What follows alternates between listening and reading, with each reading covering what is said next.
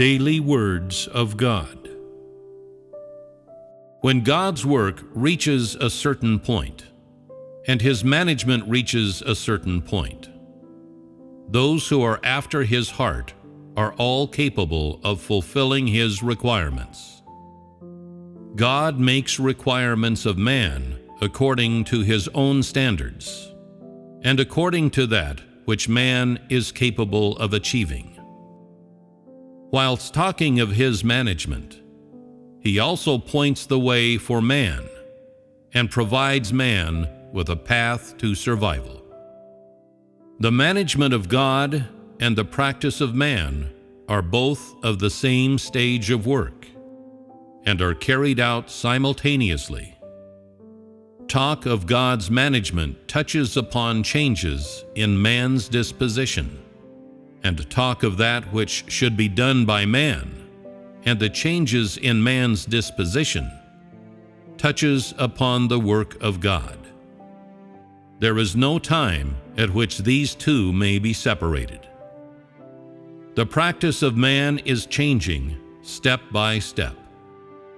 That is because God's requirements of man are also changing, and because God's work is always changing and progressing. If man's practice remains ensnared in doctrine, this proves that he is bereft of God's work and guidance.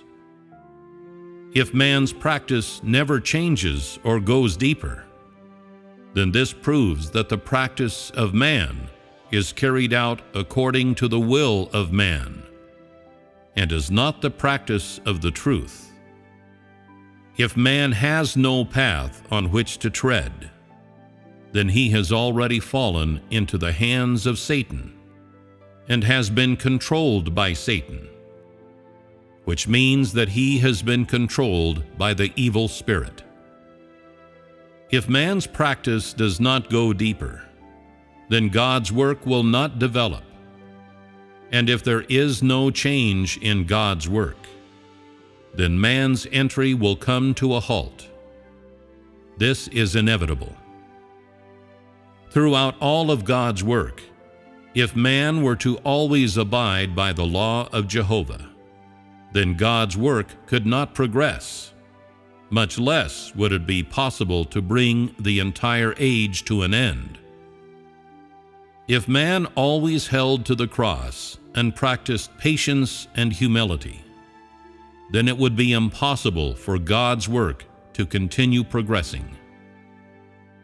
6,000 years of management simply cannot be brought to an end among people who only abide by the law, or only hold to the cross and practice patience and humility.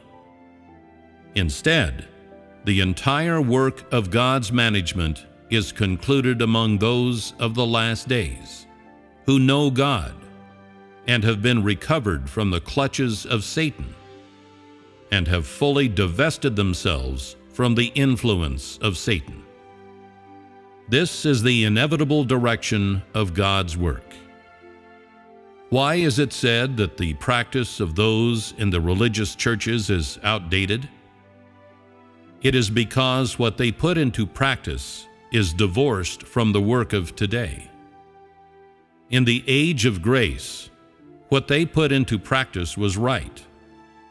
But as the age has passed and God's work has changed, their practice has gradually become outdated. It has been left behind by the new work and the new light. Based upon its original foundation, the work of the Holy Spirit has progressed several steps deeper. Yet those people still remain stuck at the original stage of God's work, and still cleave to the old practices and the old light. God's work can change greatly in 3 or 5 years. So would not even greater transformations occur over the course of 2,000 years? If man has no new light or practice, it means that he has not kept up with the work of the Holy Spirit. This is the failing of man, the existence of God's new work cannot be denied because, today, those with the Holy Spirit's original work still abide by outdated practices. The work of the Holy Spirit is always moving forward, and all those who are in the stream of the Holy Spirit should also be progressing deeper and changing, step by step. They should not stop at a single stage. Only those who do not know the work of the Holy Spirit would remain amongst His original work and not accept the new work of the Holy Spirit. Only those who are disobedient would be incapable of gaining the Holy Spirit's work.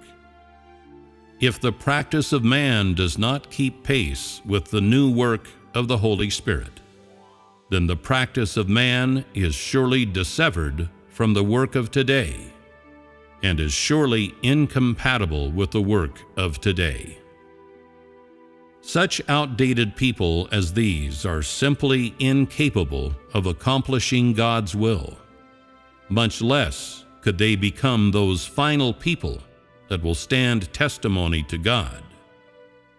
The entire management work, furthermore, could not be concluded amongst such a group of people.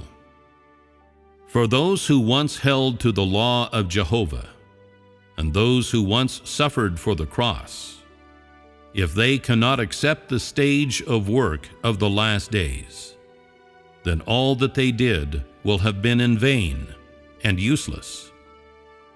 The clearest expression of the Holy Spirit's work is in embracing the here and now, not clinging to the past.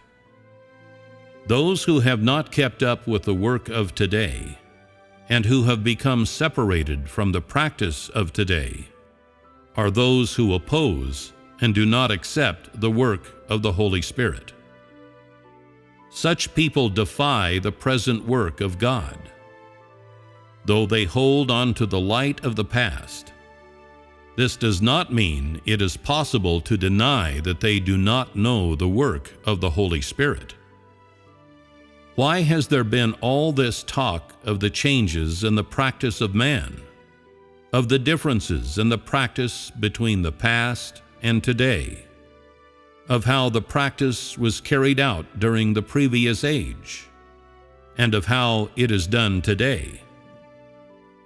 Such divisions in the practice of man are always spoken of because the work of the Holy Spirit is constantly moving forward, and thus the practice of man is required to constantly change. If man remains stuck in one stage, then this proves that he is incapable of keeping up with God's work and the new light.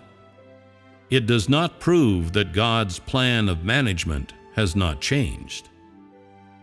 Those who are outside the stream of the Holy Spirit always think they are right, but in fact, God's work in them ceased long ago, and the work of the Holy Spirit is absent from them. The work of God was long since transferred to another group of people, a group on whom He intends to complete His new work. Because those in religion are incapable of accepting God's new work and only hold to the old work of the past, thus God has forsaken these people and does His new work on the people who accept this new work.